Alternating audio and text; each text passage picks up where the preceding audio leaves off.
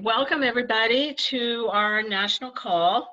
I'm very excited this evening. We have two fantastic guest speakers from Citizens Climate Lobby, and you're going to hear about the Energy Innovation and Carbon Dividend Act, which has finally surfaced to a much more positive place than it's ever been before. So we have two speakers. Just some housekeeping first. If you hover your mouse over or your pointer over the bottom of the screen, you will see some boxes. If you have questions as we go along, please put them in the Q&A box, and we will have a Q&A period right after both of our speakers are finished. So there will be opportunity to really answer your questions. We also have a chat box, but it's preferable to put the questions in the Q&A box, and we'll go through as many questions at the end as we possibly can, particularly with respect to the time. We'll finish at 8. First, I'd like to introduce to you Danny Richter from Citizens Climate Lobby. Danny came to work on climate by way of medicine. He realized that being a warming world was going to have a very negative health impact on people, and he really focused on preventing warming in the first place, and therefore he got a PhD in oceanography and understanding that getting an understanding of past warming and cooling would help him counter the current human-caused warming. Danny joined CCL staff in 2013 after being a volunteer for 5 years, and then became a staff member and was the first staff member in DC, from what I understand. He's been responsible for developing the overall legislative strategy, clarifying the details of policy, and interacting with other groups in DC. He's also overseen CCL's research program leading to the REMI study, which you may hear about, household impact study, and the dividend delivery study. Danny enjoys swing dancing, backpacking, and of course spending time with his young daughter, who we've been told is adorable, and I can attest to that. So I'd like to turn this over to Danny and let him explain to you and give you much more information about the Energy Innovation and Carbon Dividend Act. So thank you, Danny. Okay, well, thank you for having me. It's a pleasure to be back here with all of you. And so what I'd like to do is I'd like to provide a national perspective on where we are with politics today. I'll then zoom in a little bit to somebody's calling me, sorry. I'll zoom in a little bit to the bill itself, the Energy Innovation and Carbon Dividend Act, and then I'll talk about what you guys can do, what I think you guys would do to help move that bill forward. So first of all, let's start with a general perspective nationwide. What's going on with politics today in DC? So first of all, the big thing is, of course, that Democrats now control the House. And this is the first time that Democrats have controlled the House since 2010, which was the Tea Party wave. So this is a pretty big switch in power, and there's a lot that goes along with this. At this time, of course, the House, they're sorting out their leadership. They've been a little bit delayed in terms of figuring out who is on what committee, and it's new chairmen who have subpoena power. There's just going to be a different agenda moving forward with them in control in the House. But of course, after the 2018 election, Republicans still hold the Senate. And not only do they still hold the Senate, but they actually increase their majority in the Senate. And so if you want to get something done in this Congress, the 116th Congress, bipartisanship is the name of the game. So that's kind of the macro look. And when we zoom in a little bit on the House and what this means for other groups who are in our space, the space about climate, for a long time, since 2010, really, a lot of groups have not, environmental groups, climate groups, have not been focusing on Congress. They had been focusing on, the Clean Power Plan, on the administration, and then once Trump took the White House, on playing defense. And so now there's a sense that there is an opportunity with Democrats in control of the House to again play offense. So that, what I mean by offense is I mean introducing bills, getting bills passed, and having a positive agenda as opposed to just trying to stop things. But it is also an observation that I have that for a lot of groups, they're a bit out of practice. And so there's an effort, there's some hiring going on right now in some of the big green groups to staff up their Hill efforts and to really exercise those muscles, redevelop those muscles so that they can develop a positive message, a proactive message in Congress. So that is interesting. There are really very few groups who have been playing offense this entire time, and Citizens Climate Lobby is one of those groups. So I would say that as of this moment, I would characterize this as having a head start on Congress. Again, there's going to be lots of opportunities to get things done. There are lots of Democrats in the House who now hold the gavels of chairmanships of various committees. There's going to be a lot of action on climate. Some of it will be messaging, purely messaging, just to establish that climate is something that should be done, and that's the sense of the United States Congress. Other things will be moving legislation forward. It's possible that something could pass the House. Of course, politicians are always looking forward to the next election, and the next election in 2020 is a presidential election. And so I think that a lot of environmental groups are willing to sacrifice in a certain way, to use this Congress as a way to set up for when there's a Democrat in the presidency, and when Democrats presumably control the majority in the Senate. However, I will say that CCL is not one of those groups. The right time for us is always now. It's always the Congress that we have. And so we are going to be trying to pass the Energy and Innovation and Carbon Dividends Act in the current Congress.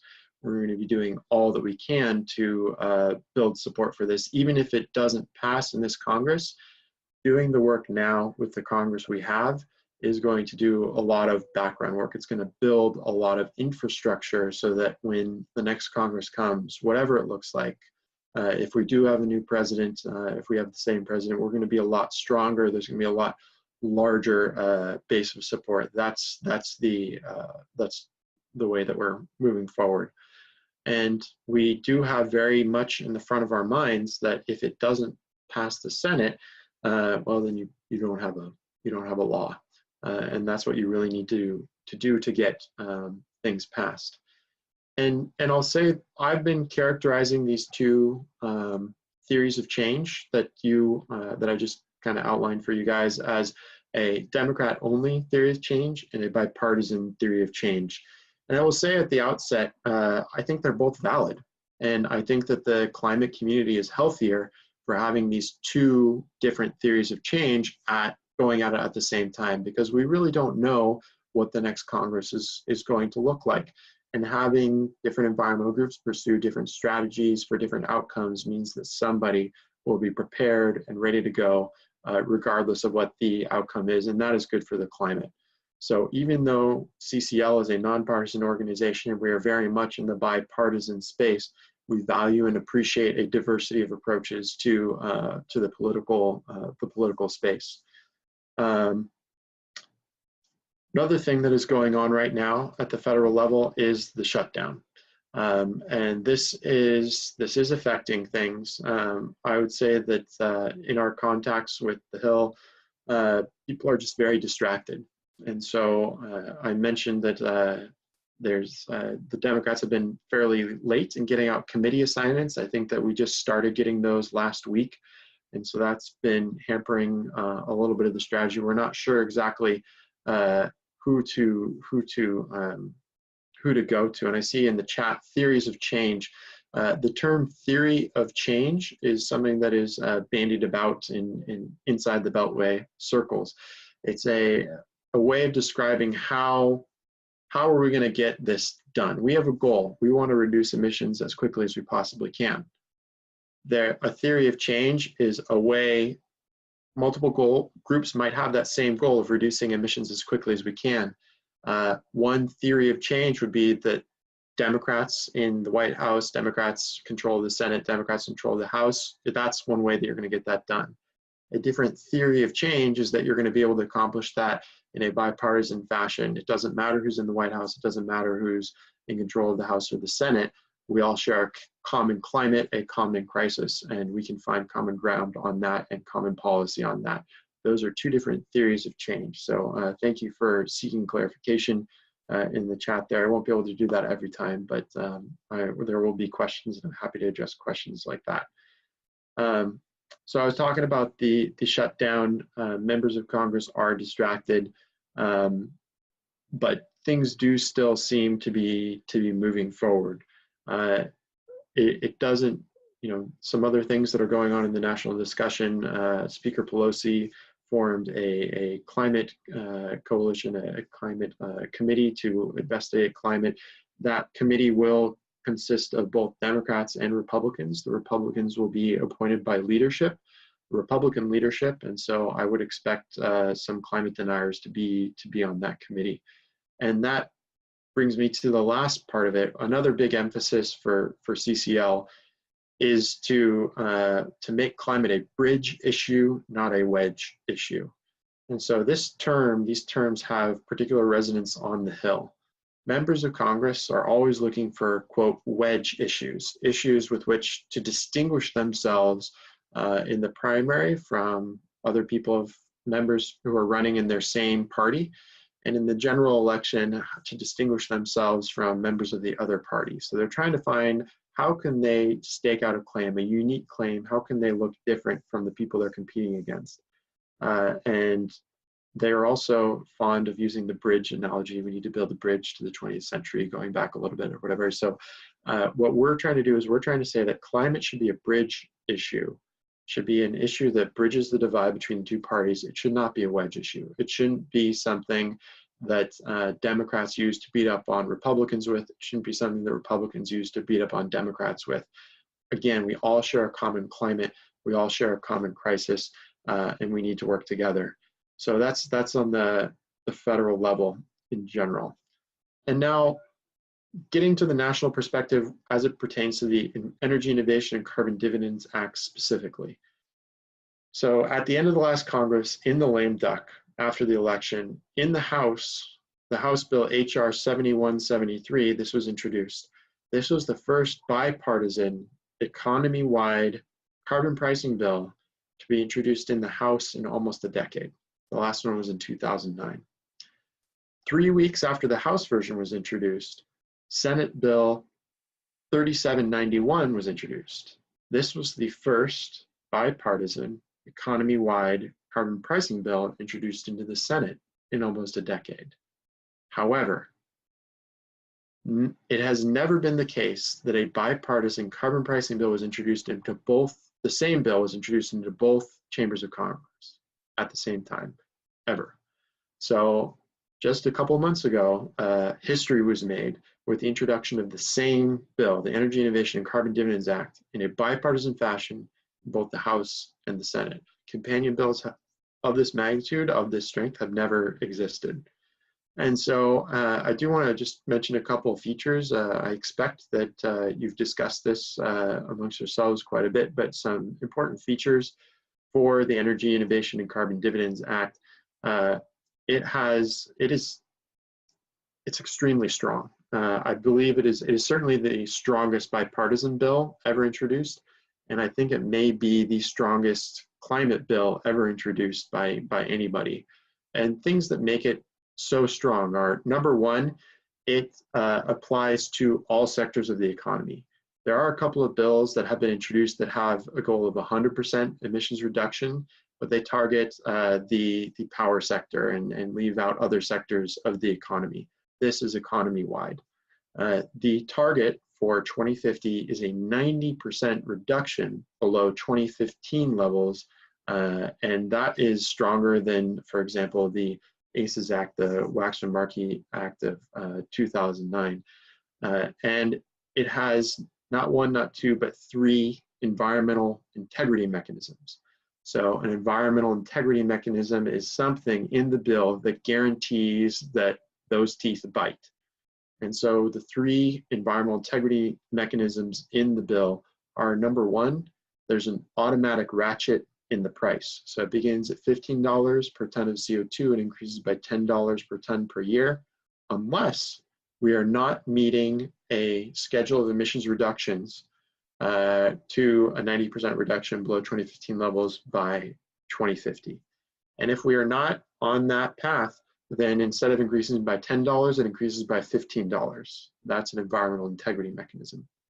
This bill, in the negotiation process, became clear in order to get Republican buy-in, there had to be some consideration for regulations.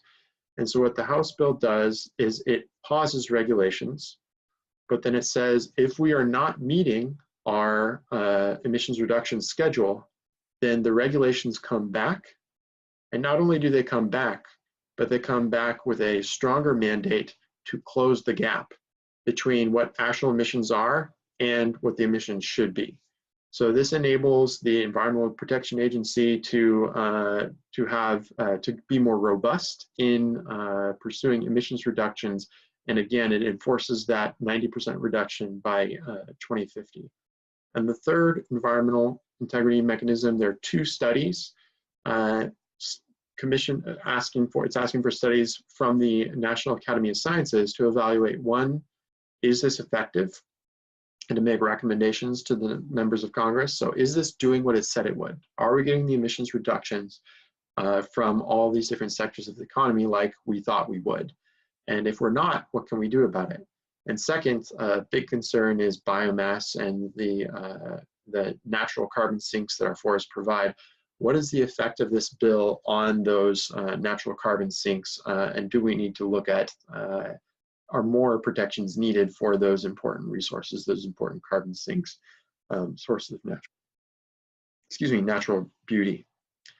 Another thing about this, we do plan to have the House bill reintroduced very soon, possibly this month. Right now, it's looking like it will again be bipartisan. We have commitments from Democrats and Republicans. I would expect all members of Congress who are co-sponsors at the end of the last Congress to again be co-sponsors in this Congress. That is my current expectation. That would mean that we'd have more Democrats than Republicans, and that's okay with the Democratic House. It is essential that we have Republicans, but I think it's okay to have more Democrats. Right now, what we've heard from Congressman Deutsch, lead Democrat in the House, they are trying to add new co-sponsors. Any new Republican can join. They're targeting Democrats on committees of jurisdiction. The committees of jurisdiction for the bill were Ways and Means, Energy and Commerce, and Foreign Affairs. And Democrats who are otherwise influential. So Democrats in the leadership, chairman of committees, or spokesmen or spokeswomen for a particular political constituency which might be important. In the Senate, we are looking for a new Republican co-sponsor to replace Jeff Flake, and the Democrat, Chris Coons, remains very active in recruiting. Where we left this was in a very positive place. We have good discussions going, and we've already begun those again in the new Congress. My reach goal is to have a Senate companion bill introduced before CCL's June conference. And so it is a reach, it's an ambitious goal, but I think it's possible. So again, we would like to have a Senate companion bill introduced before June. I will highlight that John Delaney has declared, it was an original co-sponsor in the House version. He's a Democrat, he is running for president. There's speculation that Jeff Flake, the Senate Republican, may run for president against Trump. And so if that were the case, then you would have both a Democrat and a Republican presidential candidate who were co-sponsors on the same bill.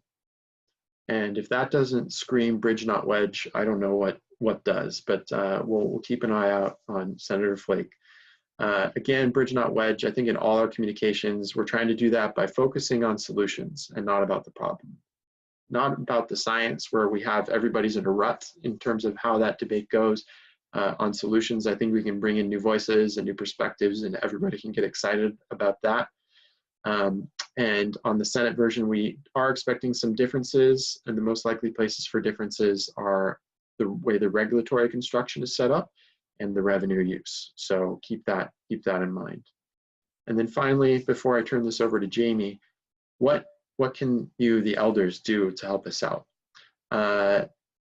Number one, I think if Elders Climate Action could consider a supportive statement. We are posting those on our website, the bill website. So a supportive statement as the organization. And then also an endorsement. There's an endorsement form on the energyinnovation.org website. That's the website for the bill. You won't find CCL's logo on that. We wanted to invite other groups to join in that. So it's just the bill website. And also, if you want to pursue endorsements of people of influence, organizations of influence within your communities, that endorsement website is also going to be very effective. So I think that ECA's endorsement and also your folks on the ground pursuing separate endorsements through that bill website, that would be very helpful. Of course, lobbying on the bill in district and when you happen to be in DC, that would be very helpful. We want as many co-sponsors as we can get. And again, the House version we expect to be introduced soon. So very soon you should be able to say, we want you, member of Congress, Democrat or Republican, to co-sponsor this bill. And thinking a little bit, meditating on what it means to be truly a bridge issue, not a wedge issue. And how significant that could be for our politics as a whole. And what that means in terms of thanking co-sponsors and reaching out to people in your community who are across the aisle, whether you're a Republican and you're reaching out to Democrats, or whether you're a Democrat and reaching out to Republicans. Having a discussion on this solution, I think, could be a great way to manifest bridge, not wedge, in that spirit in our politics. And then related to that, getting out into your communities, giving talks on the bipartisan solution to climate change, I think would also be very helpful. So those are my comments. I'm going to stick around. I look forward to your questions in the Q&A. But now I assume, Jerry, you would like to introduce Jamie. So Jerry, I'll turn it over to you. Thank you, Danny. And it's truly exciting to finally be at this point and see this come to fruition. And I'm sure it's going to go the whole way. There's no stopping it now, as far as I'm concerned. I'd like to introduce you to Jamie DeMarco, who also works with CCL. He coordinates and assists efforts across the United States to advocate for carbon pricing legislation that matches the values of Citizen Climate Lobby. While CCL remains laser focused on passing a national carbon fee and dividend legislation, there's growing grassroots energy to work towards state-level carbon pricing policies.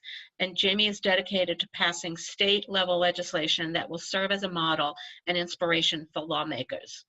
Before joining CCL, Jamie worked on the Maryland Clean Energy Jobs campaign, trying to pass legislation in Maryland that would expand renewable electricity in the state to 50% by 2030.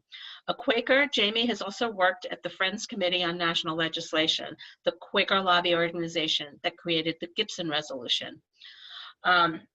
We're excited to have Jamie also, and we are also working hard to get chapters started and up and running in various states, and we've done that in several states. And in many instances, the people that are belonging to chapters really want to work on state or local legislation because they feel a little separated from the federal government. Not that they don't support it, but they do feel that separation. So this really will be very helpful to people to understand where you are with state issues and where people can go to work on that. So I introduce to you Jamie DeMarco. Thank you, Jamie. Well, thank you very much for that introduction, and I'm really glad to be on the call. What an incredible organization, the Elders Climate Action Network. Just this morning, I was meeting with the Maryland representative from the Maryland AARP about a clean energy bill in Maryland to expand clean energy. And she was saying, I said, will you, like, what's your position going to be on this bill? And she said, you know, for this bill, I don't think we're going to oppose it. And I said, that's incredible. You know, the AARP is known for opposing any bill that has the potential to increase electricity rates. And this has the potential to increase electricity rates. And she said, well, you know, our members, like she said, climate change is happening now. She said, our members are going to suffer now. They're going to suffer in the next decade. They're going to suffer in the next 2 decades. Some of them have 3 decades left. I mean, climate change is affecting our members. And that's why I'm going to support this bill, even though it's outside of our wheelhouse and it's sort of abnormal for us to support it. And I was really compelled by that. And I think we all suffer from climate change. And I'm glad the elders are working at this along with everybody else. I, like the introduction said, I work to help states pass legislation. I will acknowledge we are not going to bend the US emissions curve at the rate that we need to, just through state level action. Climate change cannot be solved without national action in Congress. That said, a great way to build political will for national action in Congress is to pass legislation at the state level. Just like legislation that passed in Massachusetts was the model for what became the Affordable Care Act, legislation we pass at the states now can become models and sort of proving grounds for policies that get enacted in Congress. Another story I like to tell is from, also from Maryland. I was at a presentation about a price on carbon in Maryland, and people were giving their opinions on it. And there was one representative from an industry trade group, and he hated this idea. He went on for a long time about how carbon pricing was a bad idea. It's going to hurt Maryland. It's going to make us less competitive, and it's not really going to solve anything. And then as he was concluding his remarks, he said, you know, what we really need is we need a national price on carbon. And I was like, I couldn't agree more. And I don't think there's any other way we could have gotten that person to say the words, we need a national price on carbon, other than proposing a state level price on carbon. Because that's really got him to see like, oh, like if Maryland does it and nobody else does it, where we could put ourselves at an economic disadvantage. So it can be a lever. Big companies don't want to have to juggle half a dozen or a dozen different policies as they work across state lines. They want predictability, reliability, and uniformity across the states. And so by passing state level legislation to put a price on carbon and reduce greenhouse gas emissions, we are putting pressure on Congress and on industry groups to support a national solution. The Citizens Climate Lobby will only support state level policies if they meet 4 criteria. 1, they have to reduce emissions. 2, they have to do justly by the poor. 3, they have to mesh well with a national price on carbon. And 4, they have to be politically possible. So with those are the criteria that I use when I look at what legislation to support or not support at the state level. There's a lot of exciting stuff happening at the state level right now. So in Oregon, in the next 5 months or so, Oregon is very likely going to join California's cap and trade market for transportation and electricity generation, which would be really exciting. There is no state right now that has a steadily rising fee on carbon with a rebate. California has a cap and trade system where the money goes to reinvest in state projects, and that covers electricity generation and transportation. There are a handful of northeastern and mid-Atlantic states that have a cap and trade system just for electricity generation, and that money is also not returned back to residents. That money is given to state and government programs. So those are all the places that have a price on carbon. So for Oregon to also put a price on carbon, even though it'd be cap and trade, would be a big, exciting new leap. And we think that's going to happen in the first half of 2019. The next 2 states that I think, so the big question is which is going to be the first state to put a steadily rising fee on carbon? with a rebate. And I think two of the most likely states for that to be are New York and Massachusetts. Massachusetts has a very mature campaign. There's been a campaign going on there for about 6 years, and there's legislation that was just introduced this week that would have a 70% rebate, 30% reinvestment in government projects with a steadily rising price on carbon that would increase if we are not meeting greenhouse gas reduction goals. And that is actually state level policy being inspired by national policy. They added that provision, the provision of increasing the price if emissions are not being reduced sufficiently, because they were inspired by the Energy Innovation and Carbon Dividend Act. So thank you, Danny, for that inspiration. New York also has a very robust campaign. That's probably the most progressive campaign, or so the most sort of Democrat-only strategy campaign that CCL is involved in right now. It's called New York Renews. It's a coalition of environmental justice, social justice, environmental groups that are working to put a steadily rising fee on carbon. They would have only about a 30% rebate, with the rebate going just specifically to low-income folks, so middle and upper-income folks would not get any rebate, and about 70% of the revenue would go to government projects. For both New York and Massachusetts, I think they have a very strong chance of passing legislation before Trump's first term is over. Hopefully his only term is over. But I don't think they have a strong chance of passing legislation in 2018 because their legislative sessions don't, like in Oregon, there's a few months of the year when they meet and then they don't meet for the rest of the year and they come back the next year. So there's a time pressure. You have to do it in this amount of time or you have to start over. And we love legislators, and legislators they have trouble doing things without a hard deadline. And the hard deadline in New York and Massachusetts is towards the end of 2020. So that's when I think those bills, if we can build political momentum behind them, are actually going to move and pass. I have newfound hope in my home state of Maryland.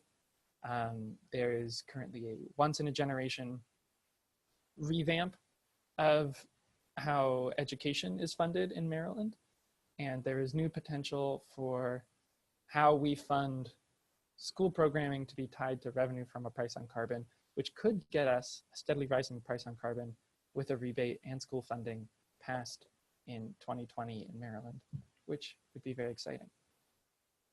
There's also another handful of states that are advocating for a price on carbon, including Vermont, Maine, Virginia, Utah.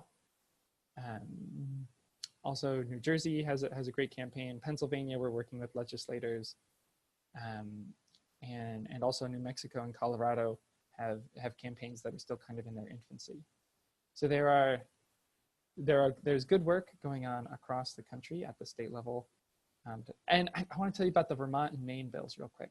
They have a really cool policy going on that's specific to their state. In both Vermont and Maine, a huge percentage of electricity generation is already carbon-free and renewable, in part because they have so much hydro, in part because they just use so little electricity, and in part because they've just really invested in renewable energy.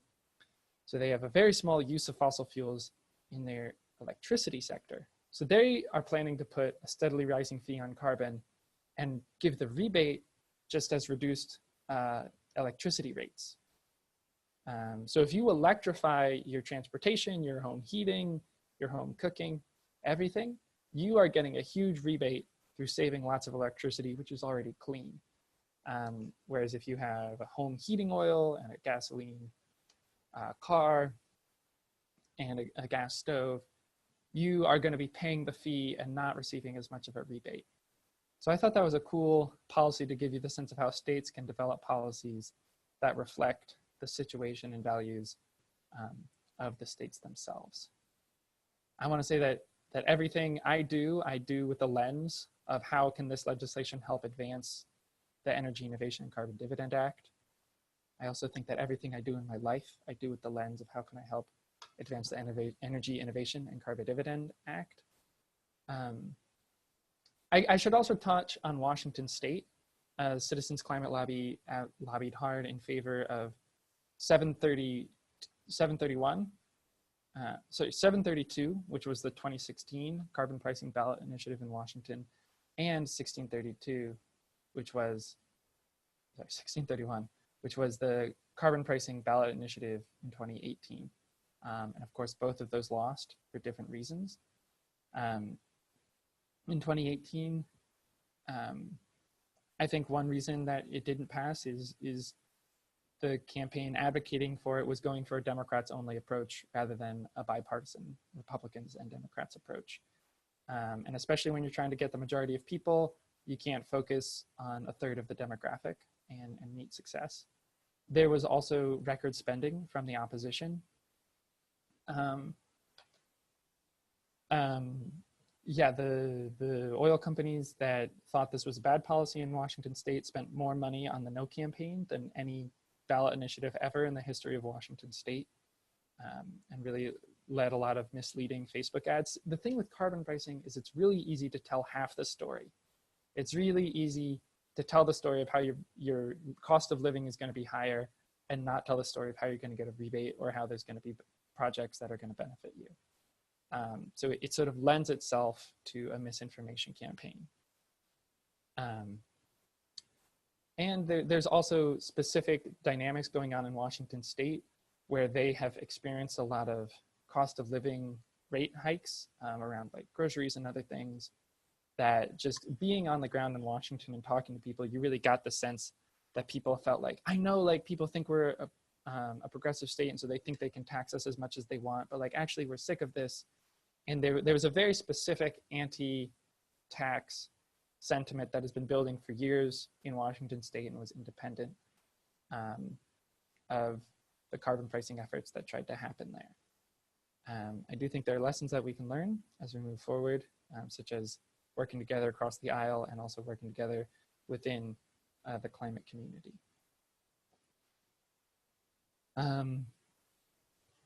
I really hope that we pass the Energy Innovation and Carbon Dividend Act.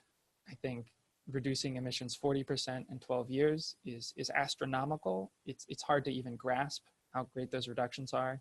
And that's the kind of reduction we need. Even though I work at the state level every day, I know that the state level action is not going to be enough to get it done. Whatever state you work in, whatever state you live in, I mean, there's things you can do at the state level, even if you don't have the capacity to launch an entire state level campaign to pass legislation. You can seek endorsements for the Energy Innovation and Carbon Dividend Act from state legislators.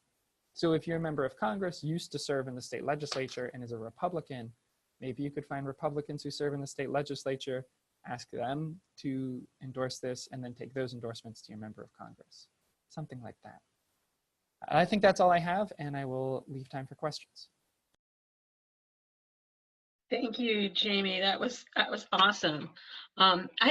We have some questions. I have a question before we get into the rest of the questions, and that is on a state level, how do you navigate within or with the other environmental groups within the state to make sure you're not treading on them, and you also can not, if they're not going to be opposing what you're doing? How do you navigate that? That's a great question. And the short answer is that CCL volunteers are not launching new state level campaigns. CCL volunteers are plugging into existing campaigns. So the process is first finding a state that has a carbon pricing campaign. What I do is I contact the CCL volunteers and the leaders in that state, and those volunteers go through a discernment process of whether they want to support the state level carbon pricing effort. And if they do want to support the state level carbon pricing effort, then I help plug that volunteer capacity into existing campaign infrastructure. So we are kind of like a guest in someone else's house. Mm-hmm. We're not in the position of drafting, of creating policy changes. We're more in the position of lending muscle to other groups. And honestly, that has done a tremendous job of buying CCL goodwill among other organizations, because when we show up to what other people care about, they're more likely to show up to what we care about at the national level. Great, thank you. We have a comment from somebody who says that she's been an ECA member and a CCL member for years, and encourages ECA members to also go to CCL meetings and really participate. And I could say that that particular individual is from Arizona, and last year at your Wild West Regional Conference in Arizona, ECA had an afternoon session as before your registration to kind of engage elders in ECA, and out of that, because you have a lot of elders who are also in CCL, and out of that has started an ECA chapter, not stealing from CCL, not just to partner with CCL, but also to add the elder voice. And that's something that we're really focused on, is to mobilize elders and have the elder voice heard, and make legislators understand that the elders vote and care a lot about climate. So that's something that I would love to see continue with you guys, is to partner on some of your regional events and have a couple of hours of ECA information and maybe generate some chapters. That is one question. And then I have another one. Are there particular members of the House or Senate that we might want to reach out to who might be co-sponsors or supporters? Sure, I'll field that. And I was answering questions that came up in the Q&A, and so we can go over those, and I'd be happy to expand on any of those as well. But I think there are particular members that we are looking at in both the House and the Senate. I would say there are 3 senators, and I'm not going to share names at this time, but 3 senators with whom we ended the Congress in quite a good spot. My observation of the process was that once the House bill was introduced, I was just a week. We were not expecting a Senate bill, and so when we introduced the House bill, we were not expecting a Senate bill. A week later, we found out that Senator Flake had actually approached Senator Coons about doing something, and they brought us into the process. And so it was 2 furious weeks of lobbying other members of the Senate, particularly Republicans, to try and get them on board. And that ultimately we were not successful, but we carried out those conversations in such a way that we left those offices in a very good spot. And so we are resuming those conversations, and I think that's looking very good. And in terms of the House, the 2 members who are on the bill, Representative Fitzpatrick and Representative Rooney, they're both members of the Climate Solutions Caucus. And getting Republicans who have already stood up and counted themselves, Jamie mentioned the Republican Climate Resolution, and so that was something that preceded the Climate Solutions Caucus and is still in existence, or was at the end of the last Congress. Republicans who have already stood up on climate, that's basically our target list. It is possible that it's not one of those Republicans, but we're looking at the 45 Republicans who were in the Climate Solutions Caucus at the end of last Congress, at least those who are coming back. And there are a couple of Republicans who are on the Republican Climate Resolution who are not in the Climate Solutions Caucus, and those are the most likely ones to hop on. So that's where we have been starting. Great, thank you. So another couple of questions. Our members are very interested in working on carbon pricing at the state level. Are there CCL chapters in those states where there's action that we can partner with? Great. And the question is, there elder climate action folks are wondering if there are chapters specifically of CCL that work on state level stuff.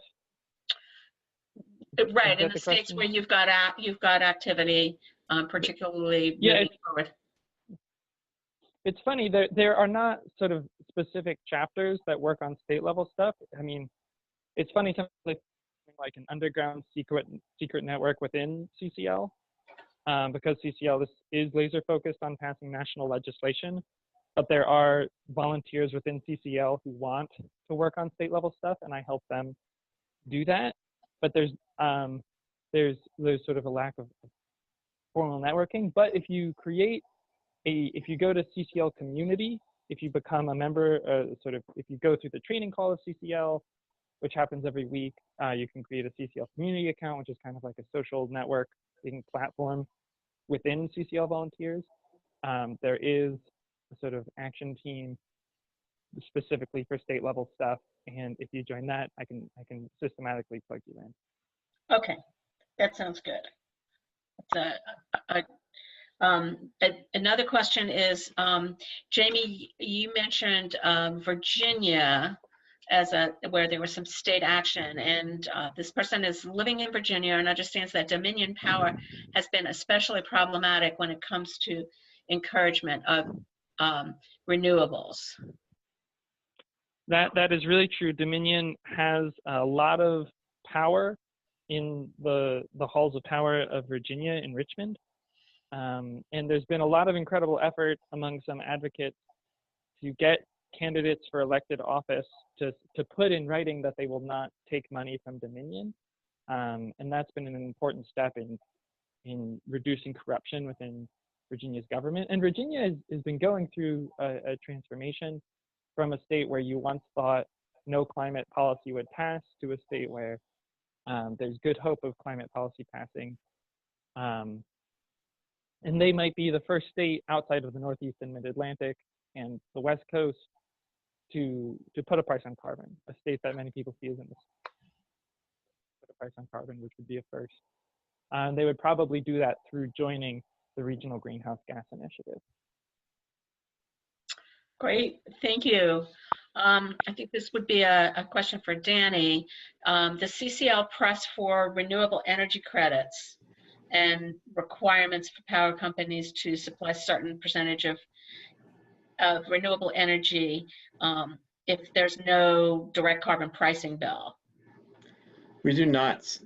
We've said it a couple of times. We are laser focused, and that means energy innovation and carbon dividends. And so I think that that's a fine policy. But one of the responses I put to one of the questions, a carbon price makes everything else easier. And so we tend to refer to it as the best first step. And so we believe that the Energy Innovation and Carbon Dividends Act is the best first step. And so we have been, as I said, we view it as being valuable to have a diversity of strategies, to have a lot of different strategies brought into the climate space. And sometimes I liken this to an ecosystem. And so you want to have a lot of different organizations filling different niches within that ecosystem. And at CCL, we know our niche and we love our niche. And so we really we're not trying to be a gazelle who's trying to be a lion. We're not a elephant who's trying to be a turkey vulture. We are what we are. And so we definitely see value in other policies, and we see our lift as being particularly difficult, but that excites us. And so going after the Energy Innovation and Carbon Dividends Act, we think that will make it easier for groups who are excited by energy credits and renewable portfolio standards for them to pursue that. And we think that getting this robust carbon price in place will make those more successful. So that's how I would respond to that. Great, thank you. Well, thank you both very much. I'd just like to, and then you can jump in if I'm not framing this correctly, but what you believe that elders can do in order to support this now. Elders Climate Action certainly supports the bill, and will be signed on to that bill as an endorsement. And you're encouraging endorsement, individual endorsements and letters which can be found on your website. And maybe Danny, if you or one of you have the address where people can sign the letters, if you could put that in the chat, that might be very helpful. The other thing is to try and get, on a local level, state and local endorsements for the bill, which is what people can do locally.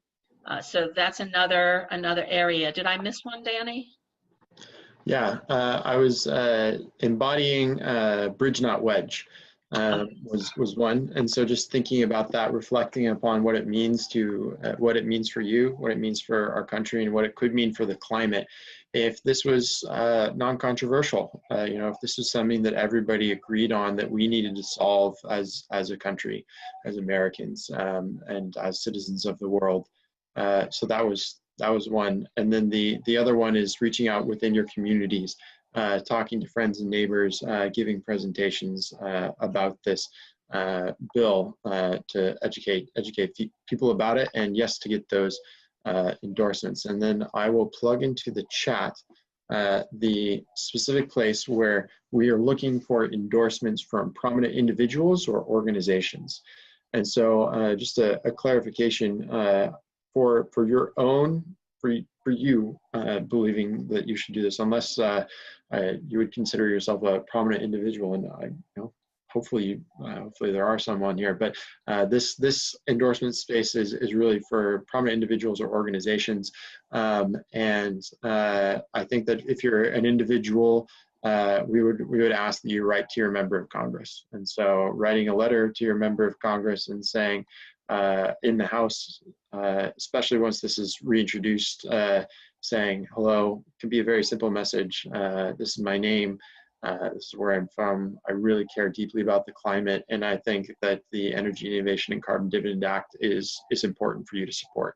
And I want to see you co-sponsor this bill. If you happen to be a lucky constituent of one of the co-sponsors already, I would still encourage you to write and send a thank you note. One of the things that our politicians do not get enough of is thanks for the good things that they do. And this was a very, very good thing. And so writing to them and saying thank you, if you are one of those constituents, would be great. If your member is not yet on it, go ahead and write them a letter. Perhaps include a brief personal story about why this is important to you. And when you do send that, give them permission to use that story, to talk about that story if they like. This is something we hear again and again from members of Congress.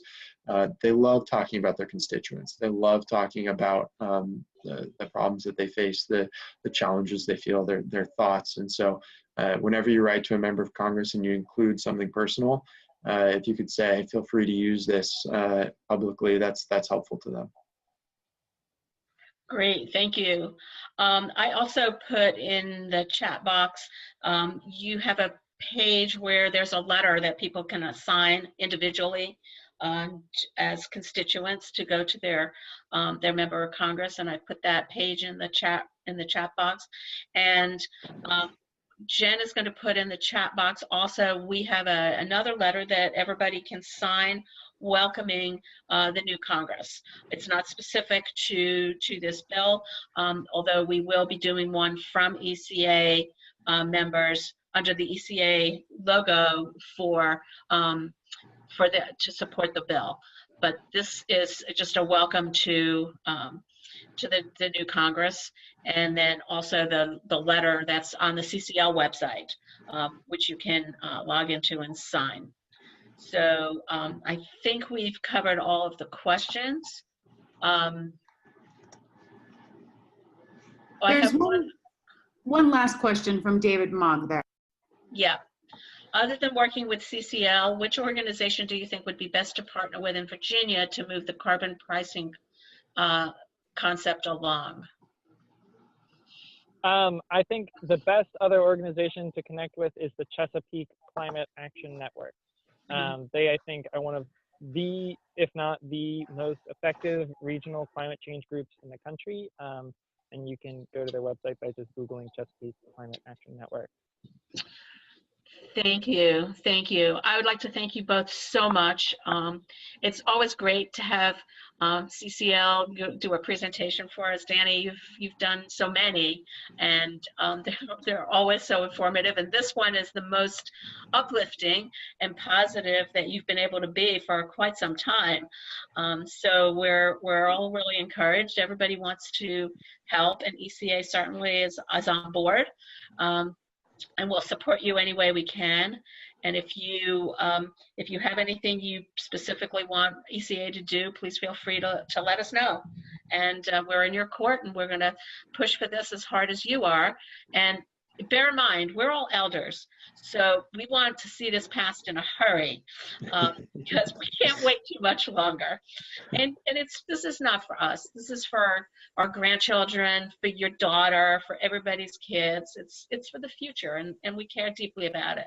So we will do whatever we can. And thank you so much, everybody, for attending. This has been great. You'll get the recording tomorrow. Thank you, Danny. Thank you, Jamie. Thank you. Thank you so much. Great. Good night.